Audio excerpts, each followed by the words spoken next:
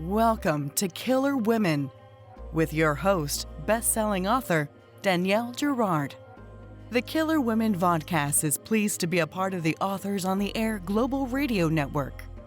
To learn more about Danielle and her books, visit her at www.daniellegirard.com, and to access all of our vodcasts, go to youtube.com/Authors on the Air. And now, Danielle's next killer woman. Hello, and welcome to the Killer Women podcast, a proud member of the Authors on the Air global network with over 4 million listeners. I am your host, suspense author Danielle Girard, and my guest today is Hilary Fitzgerald Campbell. Hilary is first and foremost a law and order enthusiast, and only second, a comedian and New Yorker cartoonist. Murder Book is her debut graphic memoir. Stay tuned for her upcoming book, The Joy of Snacking, hitting the shelves in 2024. Welcome, Hilary. It's gonna be a while before that book comes out.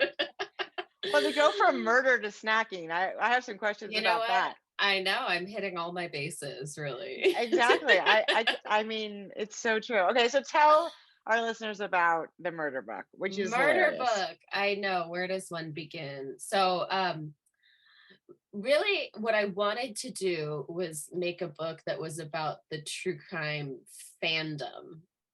And that's the wrong word probably, but it kind of is. Like, it is, the community that consumes it rather than murder itself. Not to say, I do go through 3 different crimes specifically in the book, but I really wanted to break down why specifically women, but also, humanity is so attracted to crime, and what is it like intrinsically in our bodies that makes us not be able to turn away. And so the book, of course, it follows like me on a personal level, asking myself those questions and hoping that they can answer the question for you as well, as a reader and listener. And so I go through a lot of, basically my relationship with my mother, which is where everything starts, Totally. Um, I have questions about how your mother feels about this, but we'll get to that. Oh, she loves it. No. You break the book into sort of a series of sections about sort of where this obsession comes from. And then, so I wanted it to be, part personal, part historical, like reading of like the history of the true crime genre, as well, and then of course then the actual murders I go through. But so sort of like asking yourself, what's the evolution of becoming obsessed with true crime, and all the different psychological things that can draw you to it, and it's mostly funny. Obviously, I'm a funny lady. You are a funny lady. Yeah, I'm a funny lady, and the reality is so when I've been at the New Yorker for years, and I've done some long form stuff that I met my agent, Michelle. She was like, okay. I was like, oh, I want to do my first big book. What am I going to do? And she's like, okay, send me 5 ideas. And one of my ideas was just like a line that just said, well, me and my mom are always talking about murder. And then she was like, I think you should follow that. Like, yeah. And honestly, I really was trying to find a way to just write about my mother because I'm obsessed with her. That's so it was cute. like, the book is really an avenue into getting into the relationship of me and my mom. And you have older siblings, but there's a gap. Yes. I'm a late baby, as they say. So they're all, well, now they're in their 40s. So there's like, my oldest sister's 10 years older than me. And then this kind of goes down from there. And then there's a big gap before me. So I also have like the very much like almost growing up with like 10 sets of parents, like there's just totally. And I was introduced to a lot of dark things. Right, because and I think that, as you know, because we met because you my brother, which was so bizarre. And he's also the straggler baby, right? I mean, he's actually, I mean, Tom is 4 years older, but I'm 17 years older than Steve, and it felt like your relationship with your siblings probably feels a lot like my relationship with Steve, right? We were Yeah. always parenting him as well as, although not doing a Mhm. very good job. Like my husband took him to see Pulp Fiction when he was like 7, and For sure. explains a lot, right? Yeah, I know. It explains. Well, that's what I put at the book of that I must have been like 6 when I was demanding someone take me to go see The First Wives Club. Like I was like, Yes, this I think is the film for me. yes, And yes. then the opening scene, Stalker Channing kills herself because their marriage is going wrong. And I was like, I'm in for it. What a great film. Like, I know, not a yeah. feminist statement, but yeah, No, I get it. no, but the rest of the movie is.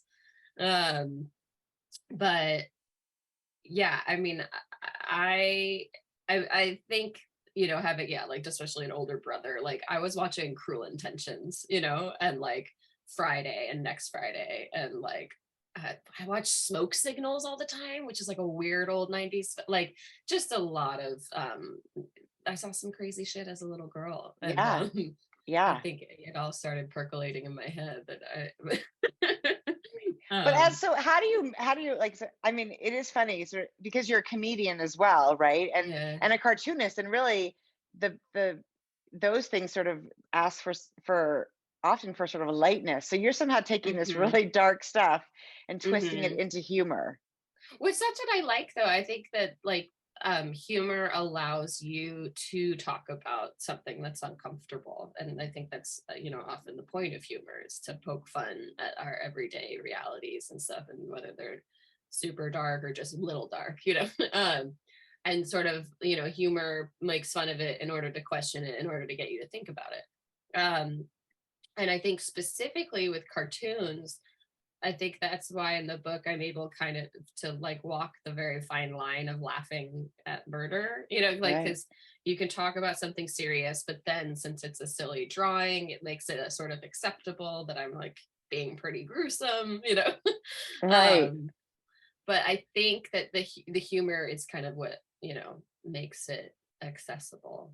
Right. Right. Mhm. And it's so personal. This is the other thing that I thought was so Yeah, interesting, is that, it is real. There's a lot of yourself in this book. sure. I And mean, it is a memoir. yes, it's a memoir. Yeah. And I thought that was so, it's again, you're really comfortable at making fun of yourself, right? That's sort of part of it. Hmm. Like the Hmm. obsession, the young obsession, your Hmm. own sort of, relationships, and all of, and the idea that you're like, you are a self-proclaimed anxious person. And is it an Yeah. anxious person who thinks about murder? And then I was like, maybe that's why I'm also attracted to murder. It's an Yeah. anxiety that makes us sort of like go to the It darkest is. place. Yeah. I think that absolutely anxiety and anxiety related things are a huge part of being drawn into, because it's like, well, what's the worst that could happen all the time? Right. And so the worst that could happen is that somebody kills you. Right. So like you're like You get that's for sure the worst. Like, you die a gruesome, horrible death for yeah, sure. yeah. And then I think and go on in the book about, and I read a lot of whatever studies by psychologists who wrote about this in order to help me write the book, about how when you watch true crime, especially for women, of course, because even though statistically more men are killed every year, but what we see on TV and read and listen to and everything is women dying at the hands of men. Um, so when you see that, it's like your brain is just sort of studying all the red flags to for your life. Like, okay, well, Right. I'll never date that kind of guy. Or if And I I'll see that right. he's doing this, and obviously if he takes an insurance policy out on me, big red flag. Right, right. But like anxiety is sort of gathering all the tips and tricks to hold in your back pocket in order to keep yourself from being murdered. Right. Which And is, does I it mean, which work, is do you what think? I know, right? I mean, I don't know. I mean, I know that I do it just even walking down the street in New York. I'm always just like, well, if Yeah. right now someone, I did it yesterday because sometimes you try to get away from your phone, so I'll be like, I'll take a walk without my phone, but Yeah. then I go, okay, but now I don't have my phone. Right. And I go, Right. So if so if somebody I was attacks me, attacked right now, right. like What would I do? Right. I'm like going through all of it just as I'm going to the dog park, you know? And I'm like, this is Right. why am I thinking about this? Like, Well, and I do it at night, particularly at night. Like yeah. when if I'm sleeping alone, my husband's Hmm. traveling. I'm like, okay, Yeah. so what's the shortest distance? Could I get out the window? Where would I Yeah. run? Would I I break my know. ankle when I dropped from the second floor? Yeah. And if I broke Yeah. my ankle, could I still run? Could I still get there? Could I go Yeah. full like Ted Bundy into the mountains, like with a, I know. So these things, I think um certainly there, I would assume there is a higher anxiety of it because of the saturation of true crime on all our streaming platforms. But that being said, like, whatever, crimes existed since the dawn of time. So Yeah. but I, yeah, it's something, I it's just you think about it and you worry about it, and it's And then you write about and it. it's a yeah, and then you write about it, and then and of course it can be a vicious cycle. Like, you're like, if I watch more true crime, then I'm more anxious that something's going to happen to me, but then I want to watch more, and it can Yeah. kind of go on forever. I Yeah. definitely have times throughout the year where I step away from how Yeah. much like I'm like, okay, I need to like go read a silly book, or like I need to read something Yes. so different, or Yeah. because I'll get really into podcasts, and then I'm super obsessed with this one right now called Murder and Alliance, and I'm like binging it so much, and I was like, I know after this I'm gonna be like, I need something so different. Right. I think I feel Yeah, that just from reading a lot of dark fiction too. And if yeah, you're living in it, like, when you were writing this book, I imagine it's even more on your mind, right? It's a yeah. really it's to dig into this darkness Hmm. is when you write these kinds of books, right? You live with Hmm. it day in, day I out, know, because I the know. book, and that's a different experience, right? It's so different. I was like, I remember having a moment where I went to my boyfriend. I was like, I never want to have to draw Ted Bundy's face again. Like, I'm I'm so sick of this. Why did I choose to do this? And I still probably had like 20. I was like, I have 20 more pages of his freaking face. And Yeah, like, there's a never lot of again. Bundy. I know. Yeah. That's one of the crimes you go into, which is, Yeah. um But I love, I definitely, yeah. say you definitely. Oh, I don't know what I was gonna say actually. But yeah, I think, I mean, well, I actually listened to a lot of Taylor Swift while I was writing, in order to like, I was like, to like Right. have like, I'm in this headspace, but I'm gonna have something completely else that I'm different that I'm listening to That's right. That's a fairly different tone. Well, balance me there's out. I tagged, as I have known you do. Yes. I tagged all Yeah. these places that made me laugh, but one of them, the other thing that I think is so interesting is, like, you talk about the way that we treat women victims, right? I mean, Hmm. there'll be like in the Bundy cases, or what? Who was the couples? No, it wasn't Bundy. It was Oh, Zodiac. yeah, the Zodiac. Zodiac. And it would be like, this guy is like, he was the, football player and the this and the that, and this pretty Yeah. girlfriend, right? It I was know. never nothing of Yeah. substance about her, I right? know. In my research to try to find more information on the women, you found, so I was like, we know that this guy's an Eagle Scout and we know everything about him, and then we can't figure out, like, it's like she had a nice fur coat on that night. I'm like, but who was she? Like, what? Right. Like, why do we not know?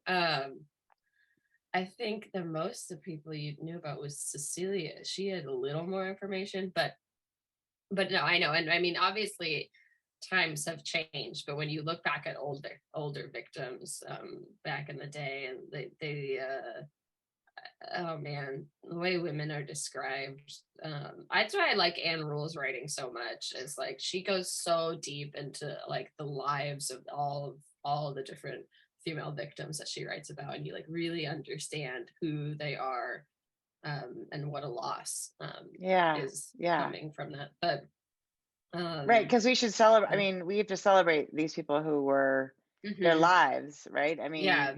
and it's interesting too. It like the way that, and it still happens today. The way that women are lured into places because we are taught you have to be nice and polite, Yeah. and like carry. You should really carry Ted Bundy's books for him if he's Yes. hurt or whatever it Right. was, Right. right? I know. I think about that of myself on a daily. I can't help but be so nice. Like when I'm like, just strangers or whatever, I'm like, I will find myself in weird, uncomfortable situations still, just because I think I need to be polite. Yeah, we're taught to be And polite, right? To yeah, not, yeah, and authority, and oftentimes, I yeah, mean, police are sometimes, authority figures are sometimes the bad guys. So the back. I know. it's hard to know, like, it's and teaching my, your daughters, or to be like, Hmm. suspect everyone isn't really I know, it's not but a I know you're like, great. you don't want to like tell them people are bad, but I think that like the thing is like always to like learn to just trust your gut. Like as soon as you think something's not right, especially that's Caroline, right? The I can't remember, it's the victim, the Ted Bundy victim who like knew something was wrong, Yes, yes. but felt like because he said he was a security guard, it's like she just was like, oh, okay, I'll still go. But like she knew, you know? Right. And I think more of like learning to trust your gut instinct on a feeling around somebody. Like Georgia Hardstark tells that great story. I can't remember if she just told it on My Favorite Murder or if it's in Stay Sexy and Don't Get Murdered. You know, it's I don't know if it's in the Right. book or but the story of like this guy was taking pictures of her as like and like was very interested in her. She's a young girl and like photographer, and he finally lures her out into like the Hollywood Hills to like do some photography, and she was so mad at herself for having gotten to that point of like knowing something's wrong. But then I think she like finally says like trust your gut, and she ran away from him that like whatever evening it was, and like maybe saved her own life. Yeah. And I'm sure I just botched that story completely, but know that Georgia has like a really good story about learning to trust your gut. And I feel like that's Mm. something they talk about a lot. Um, and yeah, I Yeah, don't it's know. and then there's this thing you do. I love the sort of misogyny of Mm-hmm. this whole, right? It's like, the boys will be boys, and why was Mm-hmm. she by herself? And then this I was, know. maybe don't dress like that. I mean, this whole I know. thing is Yeah. so spot on, and so, Mm-hmm. and of course we still do that today. We still I look at the know. victim and why was she wearing that tight skirt? I mean, I she know. probably was, she asking for it? I mean, it's so Of course, horrible. I think I hate that old saying. Um, you still see it in a lot of like, like cop shows. They're like, well, why would a woman be alone in a bar? And I'm like, I'm alone in a bar all the time. Like, Right. I'm just like, that's where I like to work, Yes, you I know? know. That was hilarious too. I'm like, Um, that's where I like to work. Like, I'm not alone in a bar begging for, right. And being alone in a bar attention. doesn't, yeah, it And doesn't it's mean you not want to go an home with someone. I know it's not an open invitation, but that's such an old school police phrase, or like, well, if she was there, and you're like, there's only one reason a woman's alone in a bar at night. And you're like, no, there's so many reasons, man. Yeah, Like exactly. there's so many reasons, because women are just people too, the same reason a man could be alone in a bar. Right, um right.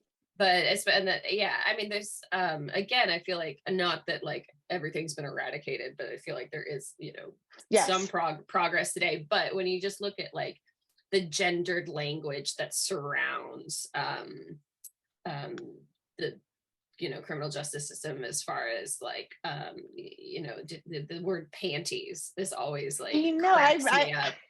I go, and that's why in are the, we still saying panties? Like, do just you say call, underwear. I was gonna say, do you call Like, your underwear panties? Because I don't. no, I've I'm like, I better never go said get it. some underwear to pack for this trip. I never say that Yeah, word. That is like so it. bizarre. Who uses that word besides men? I know. They're like, well, some female panties, and you're like, what, they make that sound so infantile. Like, it sounds like I'm a little kid, and I need to put my panties on or something. I Or don't get it it. it sounds sex, like you're like the No, it sounds panties are, sexual, and yet yes. some weird, like juvenile as well. I don't know. It's that it really bothers me Me whenever too. I read it's about in I so read that. many Law and Order episodes where they're like, if it was a man's underwear on the ground, they wouldn't be saying that. But whenever, They wouldn't say there's some panties, panties in the right? corner, and you're like, what is that? There are so many laugh out loud moments in this, which is a Yeah. thing. I mean, obviously, you're very funny, but I love, like, this is it's all about anxiety, which I was like dead on. I love this. uh, your mother is a casually nervous. You are a casually Yeah. nervous lady. So many funny Yeah. things. So talk to Yeah. me. So you decided. I mean, so how long have you been a cartoonist? I mean, Yeah. with the New Yorker. Well, I know. Yeah. So it's funny. I mean, I started drawing cartoons when I was 5. Yeah, exactly. But no, I had a different career before I took a hard pivot. I used to work in film and all this other stuff. And in 2014 or 2015, something like that. Yeah. I ran away to New York and was like, I'm gonna become a cartoonist. Which is Well, it worked. I know, funny thing I mean, to I'm say, sure it wasn't quite that Yeah. smooth, but Yeah. you did But it, no, and it I was. mean, I had a lot of other jobs too. But I think I submitted for a year before I sold anything, and I believe 2016 is something like 2016 is when I finally broke through, which is only the beginning of trying, you I finally know. sell one thing, oh my God, I sold one thing. Yeah. And it's still gonna be a hard journey from there on. But Yes. I sold that, and then my kind of other big break as far as letting me step away from being a nanny, I find just getting enough money, was I illustrated this great book called Feminist Fight Club. It was written It's by New York Times journalist Jessica Bennett. It's a super awesome manifesto of fighting sexism in the workplace, and a lot of women helping women. Anyways, when I illustrated that book, that just sort of that and the New Yorker at the same time is what really sort of was the beginning of my career. And then seeing that book, was that when you were like, okay, I want to do this, I want to do the book thing myself? Because that's a very Yeah. different kind of process than writing. Even a long format cartoon Mm-hmm. is what, Yeah, I mean, yeah, I've done it started small. I started doing just what they're called gag cartoons with single panels. And then I got Feminist Fight Club, which was just fun illustration work for me. And then after that, I started to get more jobs to illustrate other people's books. And I did a book called Real Talk About Mental Health, which I really loved working on because I do a lot of mental health work, or I write about a lot of mental health stuff. And then after that, I've done a bunch of books now. I'm like, oh my God, what books have I done? That's Are You okay. My Yeah. Uber? I saw that one too. Yeah. That looks like it's like the cover of Are You My Mother from That when was we fun. were. I had to mimic somebody else's art, Yeah. But anyways, and then at the same time while I was starting to do I'm still doing New Yorker stuff, illustrating for other people, but then I really started to just read more female graphic memoirs and graphic novels, and I was getting so into them, and I just really love the introspective work, and I do love autobio. I love reading memoirs, so I'm I just love facts about people's lives. I'm I'll tell me facts all day long. It's just it's riveting to me. So I began to read more of those, and the work of Julia Wirtz and Roz Chast and Gabrielle, oh God, I'm forgetting Gabrielle's last name. Anyways, so and then I started to do more long form personal comics and selling them to a bunch of different publications. And so it's I started to do more okay, a 10 page, and then I'll do a 20-page piece. I was doing more and more, and then that led to me wanting to really sort of tackle and this was obviously 350 pages. Yes. So, I mean, this is right. This is huge. So what was the process like? I mean, did you imagine it in the sections, or did you just what did I outline a little bit so you kind of knew where you were going? I kind of, I'm not a big hardcore outliner. I have my general ideas. Because when I sold the book, I had drawn 70 pages. As kind of here's my big sample packet. Because especially selling your first book, I was you want to really let the publisher know this is how I write. And you can do it. That you can do a big, Yeah. So I had drawn the Zodiac chapter at that point. When I didn't know at first, I thought it was always going to be the beginning, but then it started to move around. But I was kind of trying to map out, like, I was like, okay, I know the 3 cases I want to do. I want to do Zodiac, Bundy, and this Anne Rule book that I just loved. Um, and then I was, the thing that I couldn't figure out how to do for a while, and it kept moving around, was the like murder class part, where I'm like just teaching the history of murder. So I was like, my editor and I were working together of like how to try to weave the historical part in with the pop culture, with personal, and that, so that definitely took a while. Like I was just moving pages around a lot, and seeing like how I could get the flow in. And then it was almost like when I got to the end of the book, I realized I needed to change the beginning. And so I add, which is obviously, that's like so common. Yes. Yeah. Well, and I love the fact that, like, so it's so interesting because when you do a graphic novel, you have to set us somewhere all the time. So there's like the whole scene at the bar where she's like just just talking to like the bartender and a random person at the bar, and it's a way of her being able to communicate just sort of your interest. It's real. I thought that was clever. So I had fun. So deciding, I was like, okay, so first I'm going to be at a bar talking, then I'm going to be at a diner talking, and then I'm going to be on an airplane talking. That was hilarious too. Yeah. I really did meet a little girl that I talked, like, we obviously didn't have that conversation, but I did meet this little girl on a flight, and I sat next to her, and I'm watching like me in like such a whatever wild emotional state I was in that day. I was like, I could only handle Disney films. Like I was like, I don't know what I was upset about, but I'm like watching like The Lion King or something, and I turn over and she is watching oh gosh, what's that horror? She's watching a horror film. And I was like, she was clearly like 8. And I was like, oh man, do I want to talk to her? Like, right. And we did talk, and she did at the end, she went, will you follow me on Instagram? And we talked she was watching A Quiet Place. And I was like, oh, and she's like, I've seen it 3 times. And I was like, okay, oh my you're God. me. Like, I was like, I felt like I met my former self.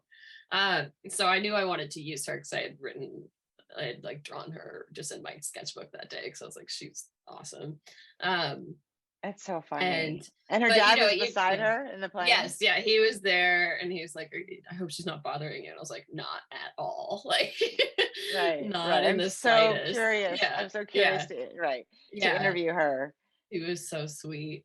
And so I knew I wanted to do that, because you're trying to, especially with cartooning and like, you're trying to figure out what's the device that you're going to use in order to talk to the reader. So without, they can also, with obviously you can just talk to them with no reason, but I like to give some setup. And it's really, it was sort of just helps me figure out the drawing of it all, because I do work in those, like I do work in diners, I do work in bars. So it just is a more natural place for me to set it.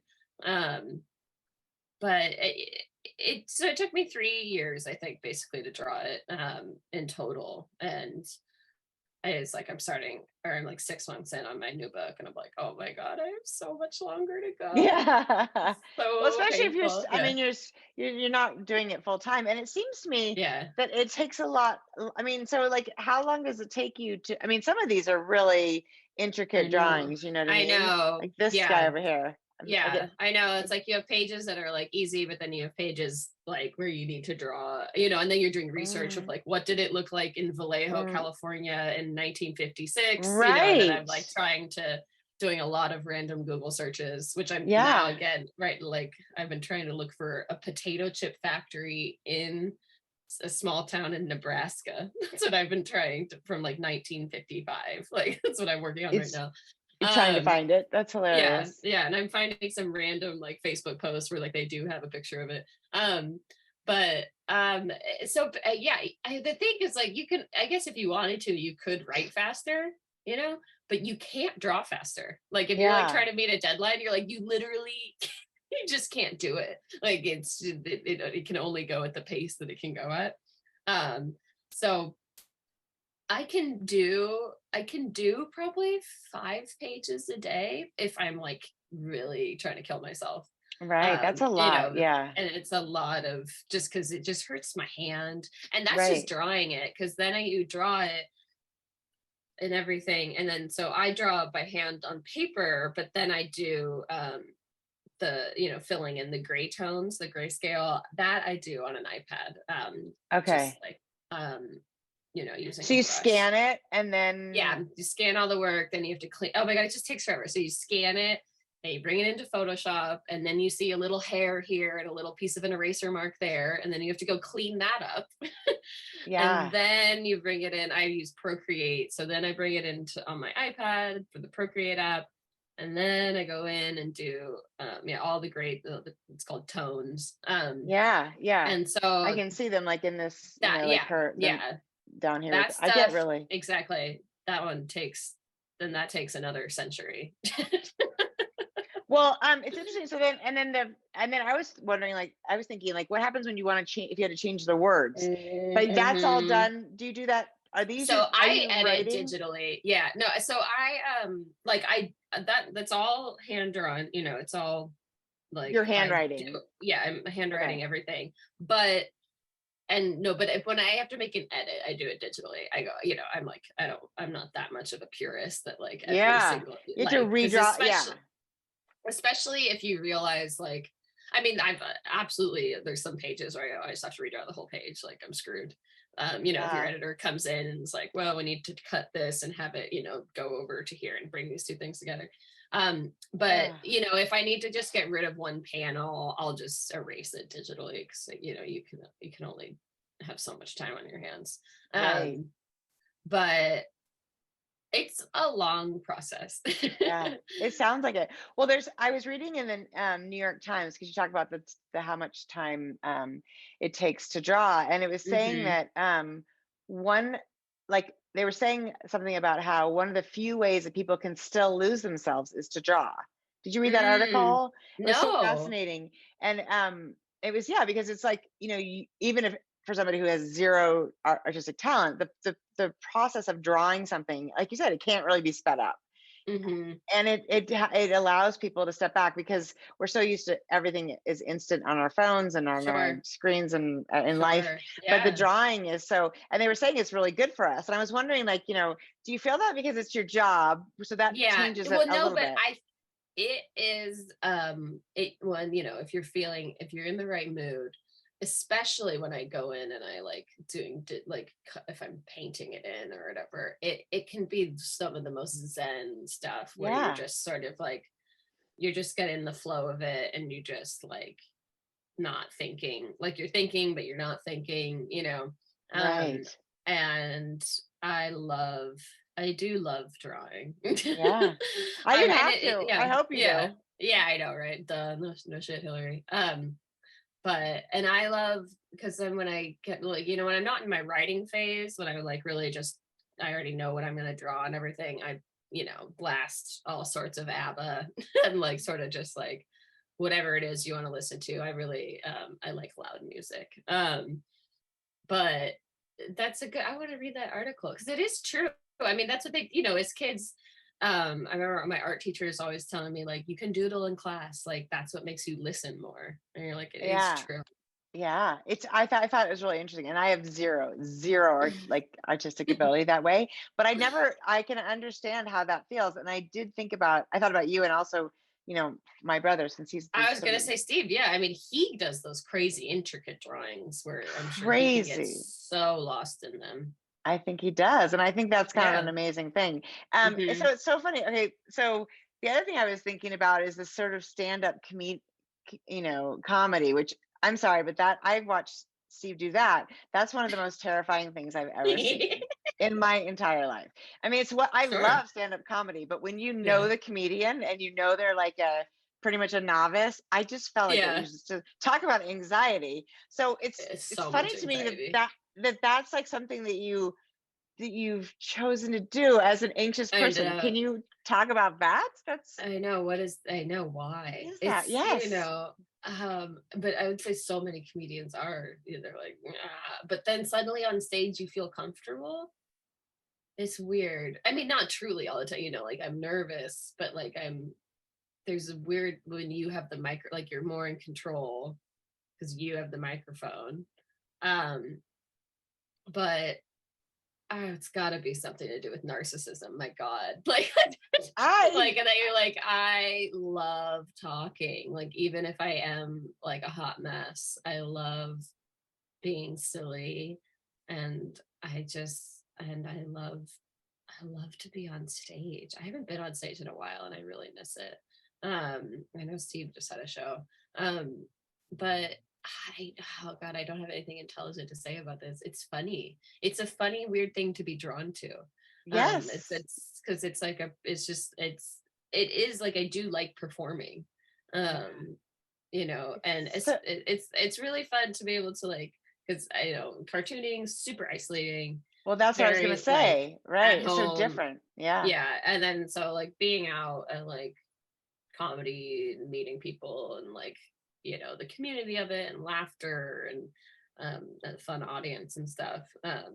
But also terrifying. Absolutely. I mean, I think probably the reason I haven't done comedy in a while is just because, like, especially it's like going into, like, you used to do it all the time, and then 2020 happened, The and I think pandemic. me, Yeah. and then obviously I think I know a lot of comedians felt like this coming out of it, of like taking a year plus obviously off of it, and then being like, God, I guess I don't need to go torture myself every night. Right. Right. Like, That was, I mean, that's what it so feels like. Yeah. yeah, But I so did it's wonder definitely, because the two artists that I know now, you yeah, and my brother, are yeah, both stand-up comedians. And I was trying to, and not just art, but drawing. That's like really right, what right, both of you guys yeah, do yeah.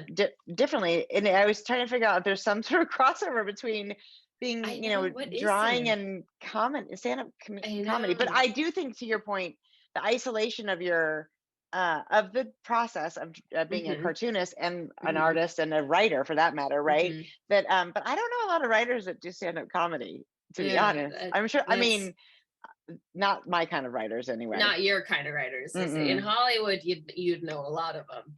Yes. I think what I know for me, what I really like about doing it is like it, because I write, when you're writing jokes on paper, it's so different than figuring out how a joke's gonna work on stage, Yeah. with delivery. And so I know that when I was doing more comedy, I felt like I was really getting closer into what my voice is, because it's like I'm doing this stuff that's like what I'm learning on stage is informing how, my cartoons at the New Yorker and my cartoons at the New Yorker. I'm figuring out like, okay, well, that setup, how would I do that on stage? Like, it's the same joke, but Interesting. how would I approach it on a verbal, in a different Right. delivery? So I like it. It keeps my brain fresh, I guess, Yeah. Yeah. coming up with new stuff.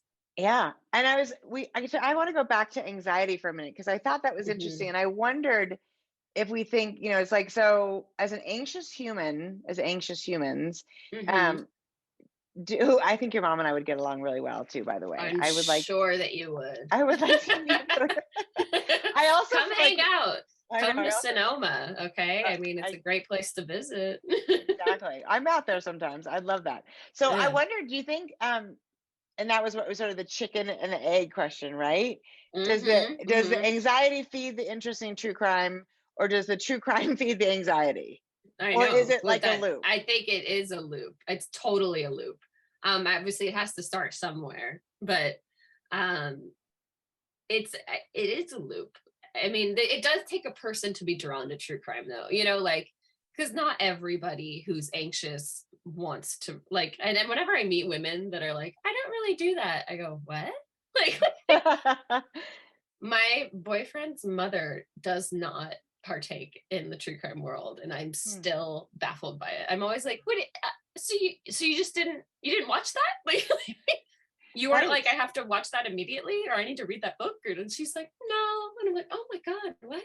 um and I think that's why I was hoping for the book also to be like an explanation to people who don't get it. Like, Hmm. the book can also be read by somebody who's like, why are people so into this? And then this book will be like, this is why, Hmm. um but it is, I think that, it also requires a very dark sensibility, to want to consume, this kind of stuff. But also, I mean, the other part of the book is like talking about how like your brain enjoys a puzzle. It's like Right. so much about it in reading mystery too, obviously, and thrillers and stuff, is like that it's like an exercise for your brain of how, like, what are these clues, how can, like, I want to figure it out.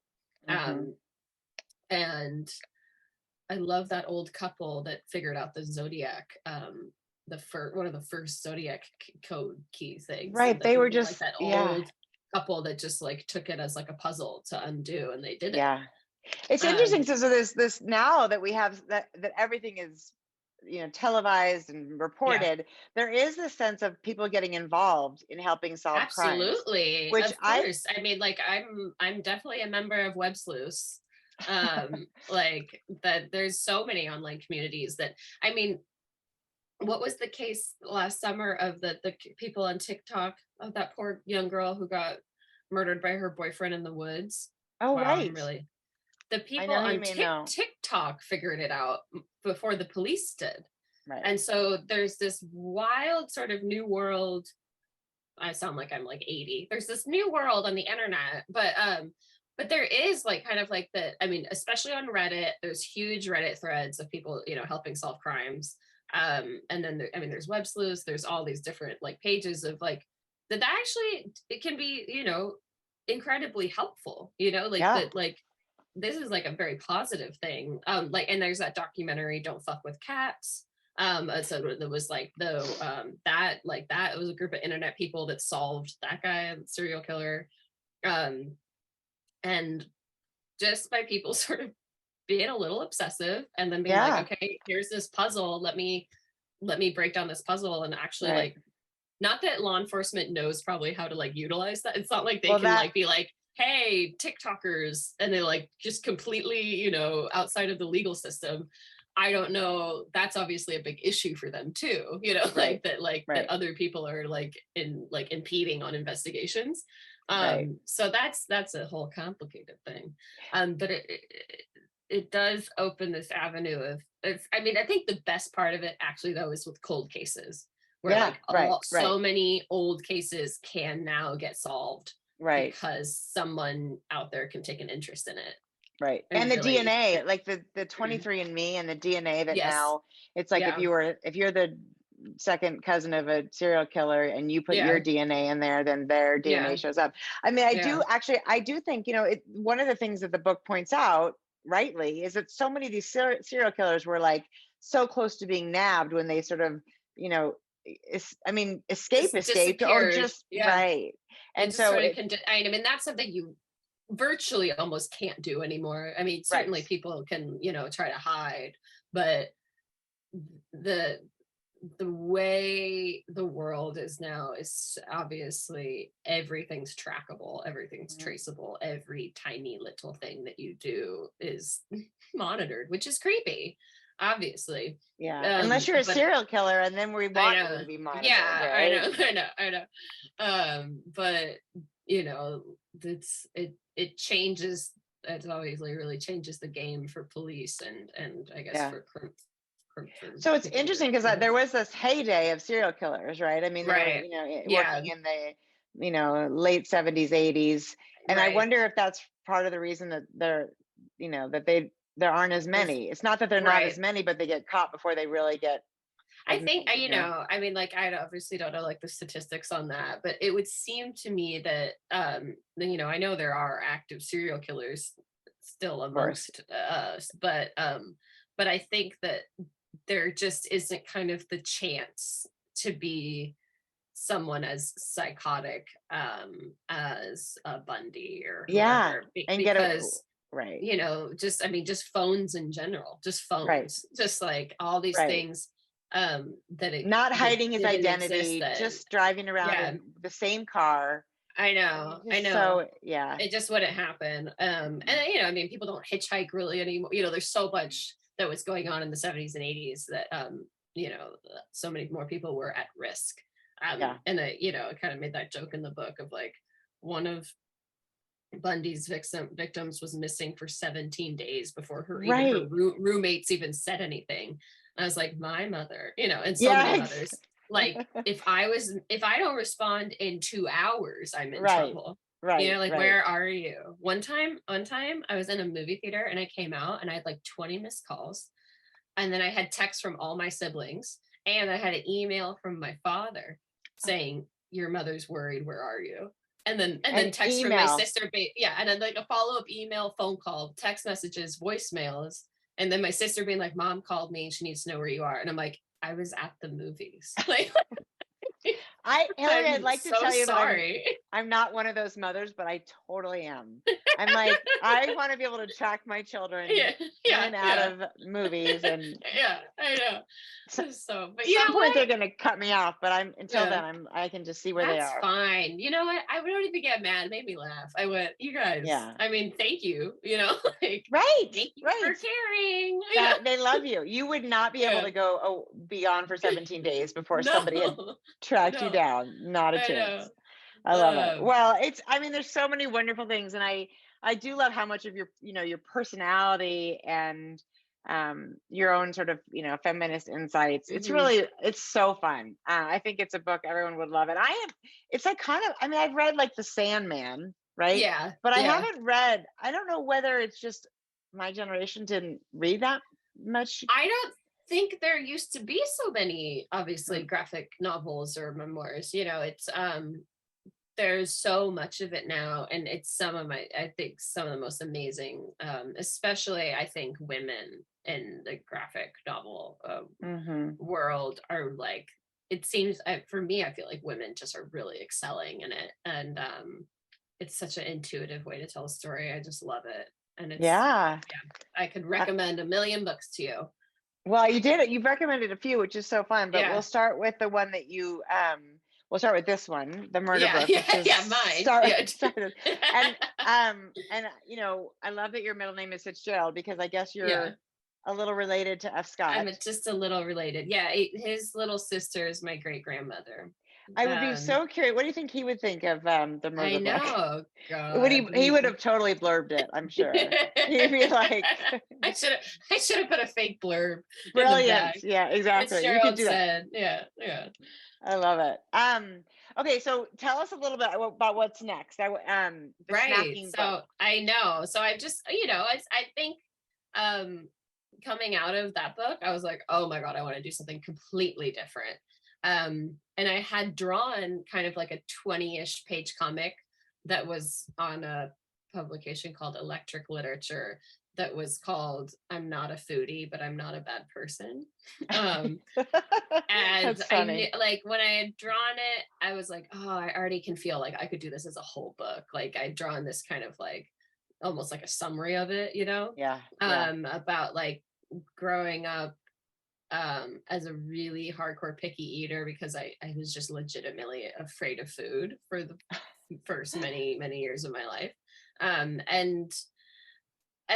there's everything is such foodie culture now that I was like, I want to make a book that's like eat Cheez-Its, like and, I noticed they had Cheezies on the plane. That was so funny. I know. I just bought Cheez-Its right before I was at the grocery store buying Cheez-Its, but I was like, I want to make a cookbook that's like not really a cookbook, that's just like, it's okay if you want to have a hot dog, like yes, right. But then but it's it's also so it's drawn, it's not written, but really wanting to explore kind of in a similar way of Murder Book, like through my own personal relationship and battles with food, especially as a woman, throughout your teens or 20s, right, and like how your relationship with food affects your relationship with your family, and then how food can, like, between you and your romantic partner, and how like the different ways in which like one's relationship to food, and how the different ways it connects you to all types of relationships, and so it's been really fun, and also it's because I have been in love with dating a man who's a big foodie and cook, and it was a real difficult part when we met. I was like, I like you, but like I don't want your food. And it's like, and then for him it was devastating. He's like, what? Like, and I'm like, I know, I'm weird, like I like snacks. Like so I don't like meals. I like snacks. Yeah, like I just eat like like 30 snacks throughout the day. But so wanting to just write about the journey of, it's really just learning to love yourself, of course. But I've been having so much fun just drawing about like me as a 6-year-old, only eating Eggos and like getting in fights with my parents about it. Like, I'm not gonna eat what you want me to eat. And but now, because I'm seeing my niece go through the same thing. Like my sister Courtney, her daughter Lily, I mean, she's 8 now, but she still has a lot of, she's super anxious when people tell her to eat something. And like Courtney has always been like, I just need my daughter to eat. Like, I'm so worried about it. Like, how do I get her to eat? And I was like, I feel like she's my daughter. And I told her, I was like, this is what you need to do. Like, you can't pressure her. Right. You cannot make it a big deal. And like, we have like together figured out ways in order to like approach her about food that doesn't make her upset. And it's, I think that obviously a lot of parents wonder about it. And then I was like, oh my God, I can write about this, of like, this is what you should do. Like, give them the, and so now she gives this little 8-year-old, I'm like, you make her a charcuterie plate, basically, like give her a little bits of cheese and some crackers, and then you don't tell her what to do. And then like food is okay. And it's not, anyways, she's obviously just as anxious as I am. God bless her. Well, I think, and it's true. I think there is something to that, because also particularly as young women, we're told not to eat, don't eat, but eat, but but don't eat. And it's a really kind of a screwed up. We don't eat just for sustenance, which is why we should be doing. It becomes a very emotional, and then it's a celebration, and it's a ritual, and it's got I'm actually kind of, I think I'm like you as well. My husband's also a really good cook, and I'm also not really interested in food, but I am like, is dinner ready? Because I'm hungry, but I don't really care what it is. Exactly. I just want it to show up at like 6 o'clock every night. Is that rude? I know. Oh my God. At the height of the pandemic, Frank and I, like, it was such a big deal when you had to go to the grocery store, Yes. I mean, we were stuck in New York too. Like, I couldn't get out of here. And it was so bad. And we'd have to do like every 2 weeks, we'd go to Whole Foods and like buy, an unreal amount of food. And we'd have the gloves on and the masks. Yeah. And I remember I'm in there with him, and he is in the corner trying to decide between like which chicken to buy. Yeah. And he looks at me, he's like, which one do you want? And I was like, I don't fucking care. Like, just my chicken. It's chicken. And he's like, well, I care. And I was like, yeah, well, don't ask me then. Like, yeah, exactly. Don't ask me if I, because I don't care, because we all know, like, oh my God. But it's funny. I am a foodie. I'm not a foodie. And I sometimes get super confused about the sort of, like, people are like, oh, that restaurant. Yeah. And you're like, I don't know. I go, well, it's good. To me, I go, those are good or it's not good. Right.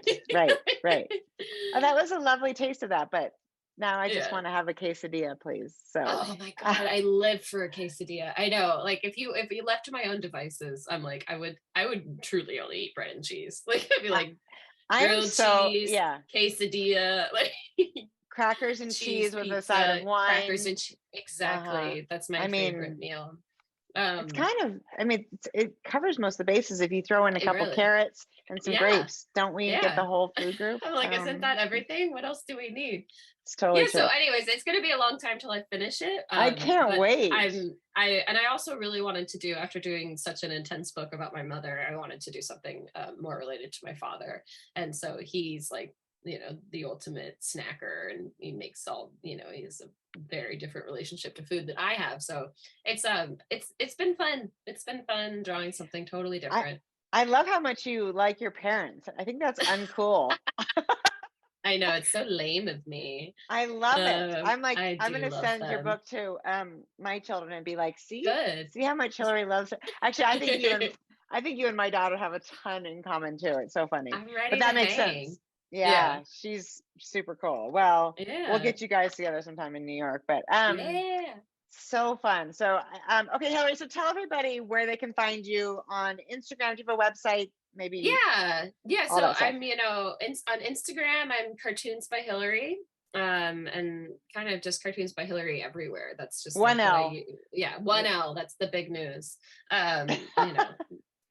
It was not always like, one L. I felt like until Hillary I know, but Clinton, then and then I Hillary got Clinton confused. came in with 2, and I'm like, I know. what's with that extra L? What are we She's doing there? extra. She gets an Yeah. extra. She's extra. Yeah. Poor lady. And you can I've really pivoted over to Substack these days, as I have like a paid newsletter. If you want to read, I post a Fun. lot of comics, so you can find me, Cartoons by Hilary, on Substack. And I'm out there, probably just being way too open about my life on the internet. It's so great. I do love it. I did think, oh my God, how does Hillary's mom feel about how much she shared Oh about my her God, life? she loves it. She loves it. She's It's so so proud. cute. She's Oh, sweet. of course she's proud. I'm proud. And Yeah. I just met you in a bar. Yeah. Alone in a bar with So your beautiful, dog. with my doggy. Yeah, I love that. I love that we were at a conference together and Hillary came from New York to Minneapolis with her dog. I know. Well, she had a good time too, Margie was like living it up in the Hilton. There's no question that she was the most popular girl in the bar. I know. 100%. Every day. 100%. Where's Margie? I know. She's taking a nap, you guys. She's like, she can't do it all. That's right. She's kind of an introvert. She needs to recharge. Like me. I was hiding too. Yeah. Well, Hillary, it was so fun. Do you know what the new book is called? Snacking? Is that what it's called? The joy of snacking. The joy of snacking. I love it. And Murder Book.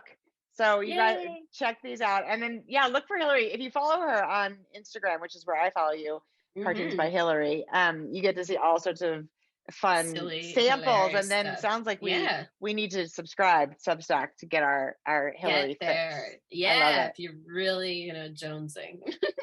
Which we will be. Thank you so much. Yeah, thanks for joining us. This has been Killer Women with Hilary Fitzgerald Campbell, and we will see you next time. Bye.